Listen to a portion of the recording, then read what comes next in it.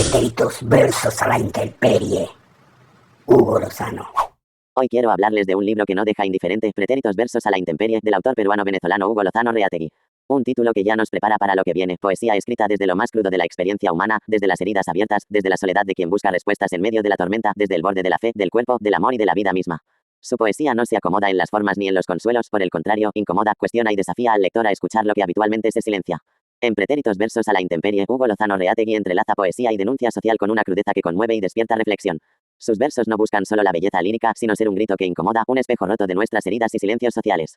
Este no es un poemario cualquiera. Aquí no hay metáforas floridas ni evasión estética. Lozano escribe desde la calle, desde el hospital, desde el vientre que duda, desde la fe que se quiebra.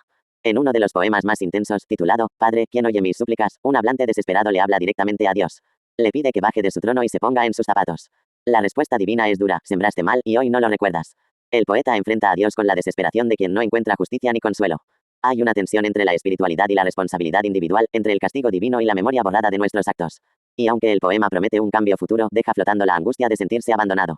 Este poema es una plegaria desesperada, pero también una acusación, un rezo que no busca consuelo, sino justicia. Esta escena condensa un conflicto clásico, la impotencia del creyente ante la injusticia del mundo, frente a un Dios que parece omnipotente pero ausente. La poesía aquí sirve como acto de protesta sagrada, como rezo y reproche al mismo tiempo. La marginalidad es otro tema clave en esta obra. En Mi amigo padece VIH, el poeta nos muestra un rechazo que duele más que la enfermedad, el de la propia familia. Expone la exclusión y el estigma, pero lo hace desde una trampa narrativa: el amigo enfermo es el propio hablante. El rechazo familiar frente a la enfermedad y la pobreza muestra la deshumanización a la que puede llevar el prejuicio. Un joven pide a su padre que acoja a un amigo enfermo, sin revelar que ese amigo es el mismo. La respuesta del padre es lapidaria. Y ese desprecio, más que el virus, es lo que termina matándolo. Es un retrato terrible, pero real, de cómo los prejuicios siguen siendo una forma de muerte. El giro final, cuando descubrimos que el amigo es en realidad el propio hablante, transforma el poema en una revelación brutal de lo que significa vivir con una enfermedad estigmatizada. No es solo la muerte biológica lo que se teme, sino la muerte social, el abandono, la vergüenza impuesta. Otro poema, Miedo o cobardía, mamá asesina, da voz a un feto.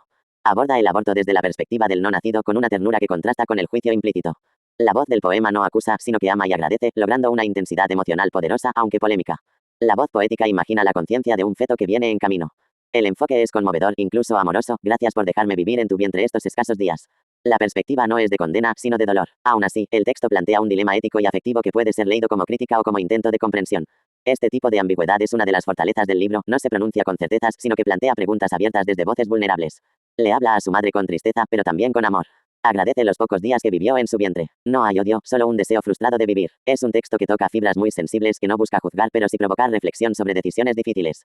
La muerte también está presente, pero no siempre como final. En Mi última voluntad, el poeta transforma el fin de la vida en un acto de entrega: donar sus órganos, ofrecer su cuerpo a la ciencia, ser útil incluso después de partir. Aquí la poesía se vuelve luminosa, solidaria, profundamente humana. La partida se convierte en una donación generosa: córneas que regalen la luz, órganos que devuelvan la esperanza, un cuerpo que puede alimentar el conocimiento médico. Esta visión humanista de la muerte contrasta con el abandono retratado en otros textos y ofrece una luz dentro del conjunto sombrío del poemario. Aquí la poesía se vuelve luminosa, solidaria, profundamente humana. El final se presenta como una posibilidad de redención, donde el cuerpo se transforma en semilla para otros. Y quizá uno de los poemas más conmovedores del libro sea Y la Virgen me habló. En él, una persona se siente atrapada por un amor que la religión le niega. Pero justo cuando está a punto de rendirse, escucha una voz sagrada decir: si para ti no hay pecado en lo que hacéis, seguid adelante.